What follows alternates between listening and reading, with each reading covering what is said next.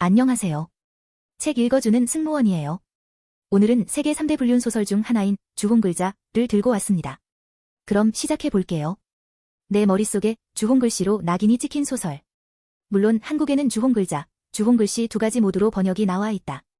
내가 읽은 버전은 열린 책들의 주홍글자이다.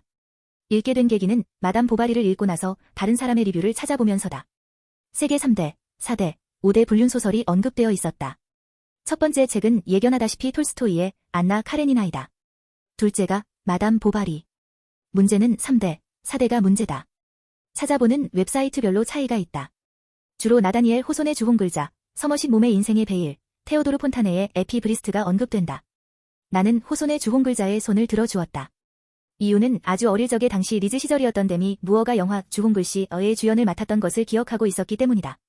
영화로 만들어졌다면, 게다가 데미 무어가 주연이었다면 어느 정도의 재미는 보장된 것이 아닐까 싶었고, 영상에서는 다루지 못할 원작의 치열한 고민을 읽어보고 싶었다.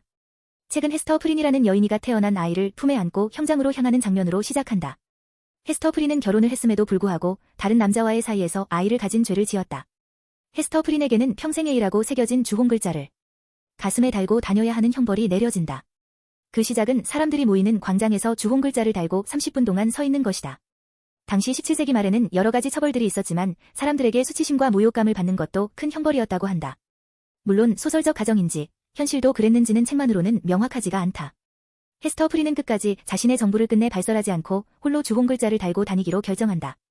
우스운 것은 타고날 때부터 아름답고 우아했던 헤스터 프린이 형장에 등장하자 주홍글자는 들의 속박이라기보다는 그녀를 더욱 아름답게 보이게 하는 일종의 후광으로 작용하게 한다는 것이다. 마치 성모 마리아의 현신인 것처럼 그려지기까지 한다. 헤스터는 끝내 아이의 아빠를 밝히지 않는다. 그런 헤스터를 우수에 찬 눈빛으로 쳐다보고 있는 한 남자가 있었다. 좌우가 지나치게 비대칭적인 어깨를 가진 이 남자가 잠시 후 헤스터의 감옥에 나타난다. 형 집행 후에 몸이 안 좋아진 헤스터를 위해 감옥의 관리자가 외지에서 온 용하다는 의사를 부른 것이다. 관리자가 자리를 비우자 나이 든 의사가 말한다. 당신을 절대 용서하지 않겠다고. 당신이 내게 속죄하는 유일한 방법은 내가 남편이었다는 사실은 죽을 때까지 비밀로 하라는 거였다. 그러면서 증오에 찬 눈빛으로 아이의 아빠가 누군지 말하라고 한다. 하지만 헤스터는 끝내 입을 열지 않는다. 노 의사는 반드시 아이의 아빠를 찾아내서 복수를 하겠다고 한다. 아이의 아빠 은실은 당시 경건심을 불러일으키는 설교로 사람들의 칭송을 받고 있는 젊은 목사 딤스테일이었다.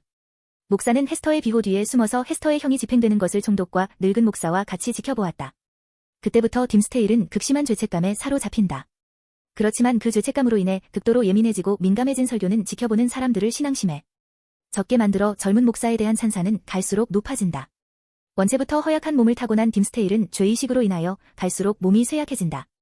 그런 목사를 지켜보다 못해 사람들은 타지에서 온 용하다는 노이사 칠링워스를 딤스테일의 곁에 붙여준다. 노이사는 예민한 관찰력으로 평소부터 딤스테일을 의심해왔지만 결정적인 증거를 발견하지 못하고 있었다. 그러던 어느 날 서재에서 깊이 잠든 딤스테일 목사를 발견하고 그의 가슴 살점에 박혀있는 그것을 보고 확신에 이른다. 죄의식에 사로잡힌 딤스테일이 방황하다 멈춘 깊은 숲속에서 헤스터와 그의 딸 펄과 조우한다. 헤스터는 자신의 목숨을 걸고 지킨 값진 아이라서 딸의 이름을 펄이라 이름짓는다. 헤스터는 가슴에 달린 주홍글자를 개울가 물속에 집어던지면서 더 이상 고뇌하지 말고 같이 도망쳐서 자유롭게 살자고 한다.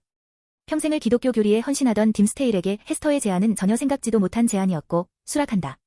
개울가 건너편에는 개울에 비친 자신을 보고 장난을 치고 있던 펄이 보인다. 헤스터는 어서 개울을 넘어와서 엄마를 안아 달라고 한다. 하지만 갑자기 펄이 괴음을 지른다.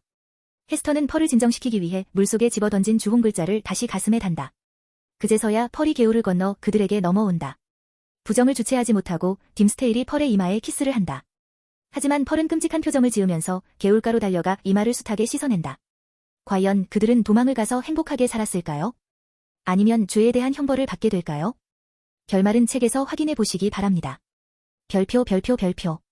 호소는 불륜의 씨앗이자 새로운 생명인 펄을 천사, 즉 지나가는 행인들이 끌어안고 싶을 정도로 아름다운 행색으로 묘사하면서도 동시에 악마, 즉 엄마와 떨어져 기독학교에 들어갈지도 모를 목사의 질문에 알면서도 의도적으로 악의적인 발언을 서슴지 않는 묘사를 합니다. 무엇보다 펄은 작품 내내 유령 가치 묘사가 됩니다. 즉 산자와 죽은 자의 중간자적 존재로 묘사가 됩니다. 실은 작품에 등장하는 모두가 중간자가 아닐까 싶습니다. 헤스터는 주홍글자를 달고 있는 이상 온전히 산자의 대우를 받지도 못하고 그렇다고 세상 사람들에게 완전히 보이지 않는 죽은 자도 아닙니다. 딤스테일 목사 또한 곁으로 마을 주민 전체의 신망을 받는 제대로 살고 있는 자처럼 비춰지지만 그 안은 완전히 썩어 들어가고 있습니다. 노이사 칠링워스도 의술을 통해 마을 사람들의 병을 고쳐주며 살고 있지만 그 마음을 들여다보면 딤스테일 목사를 직접 고발하지 말고 은근한 말들로 압박을 하면서 영혼까지 말라 죽이겠다는 생각으로 살아가고 있습니다. 그 모두가 산 자도 죽은 자도 아닌 펄 같은 존재가 아닐까 싶습니다. 아찔한 불륜 장면의 묘사를 원하시는 분들에게는 비추, 정말 한 장면도 나오지 않습니다. 죄책감과 복수심에 대한 깊은 탐구를 하고 싶은 분들에게는 강력하게 추천드립니다. 오늘의 독서 비행은 어떠셨나요? 그럼 다음 비행도 함께 하시면 좋겠습니다.